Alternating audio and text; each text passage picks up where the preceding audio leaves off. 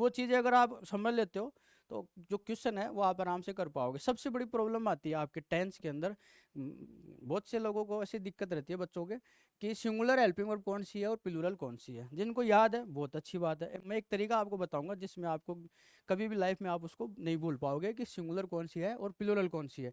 मैंने स्टार्टिंग में आपको कहा था टेंस अपने दो ही होते हैं, प्रेजेंट और पास्ट। ओके, तो इस चीज़ का ध्यान रखना। ये जो मैं ट्रिक बता रहा हूँ आपको प्रेजेंट और पास्ट पे एकदम काम करेगी, ठीक है, फ्यूचर पे नहीं करेगी। तो अपने प्रेजेंट और पास्ट के ऊपर देखते हैं। जैसे आपको पता करना है, जहाँ अगर एक हेल्पिंग वर्ब है वहाँ तो दिक्कत होने वाली नहीं है। जहाँ डबल है या एक से ज़्यादा है वहाँ दिक्कत होगी कि सिंगुलर कौन सी है प्लूरल कौन सी है। जैसे अपने प्रेजेंट सिंपल है, यहाँ दो है, यहाँ तीन है कंटिन्यूस में, परफेक्ट में दो है, और ये परफेक्ट कंटिन्यूस में दो है। ये सिंगल है, इसमें कोई दिक्कत नहीं होने वाली। ये दो है, ये सिंगल है और ये भी सिंगल है। तो जहाँ ये बॉक्स मैंने बना रखे हैं वहाँ दिक्कत आएगी। और जिसको याद है वो और भी अच्छी बात है, जिसको नहीं है ना वो आज याद करने के बाद कभी ज़िंदगी में कभी नहीं भूल पाएगा। उसको एक ऐसा तरीका बता देता हूँ ताकि वो कभी भूलेगा नहीं।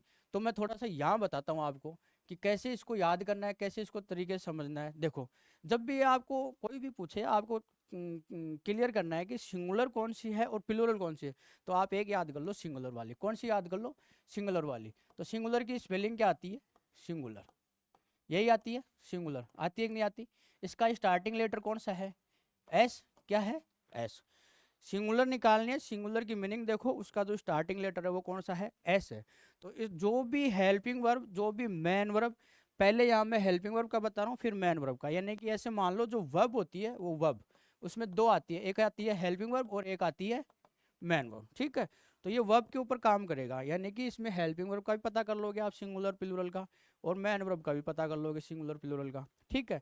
तो मैं यहाँ अपने हेल्पिंग वर्ब लिखी है, पहले इनका बता देता हूँ। सिंगुलर वर्ड है, इसका स्टार्टिंग लेटर कौन सा है? एस है। जिस भी हेल्पिंग वर्ब के लास्ट में, ये सुन लो अच्छे से, जिस भी हेल्पिंग वर्ब के लास्ट में एस लगा हुआ है, ठीक है, जिस भी हेल्पिंग वर्ब के लास्ट में एस लगा हुआ है वो सिंगुलर है, और जिसके नहीं लगा हुआ वो प्लूरल है। देखो अब यहाँ डज के साथ एस लगा हुआ है, ये सिंगुलर होगी, जिसके नहीं लगी हुई वो प्लूरल, ठीक है। इज के एस लगा हुआ है, सिंगुलर।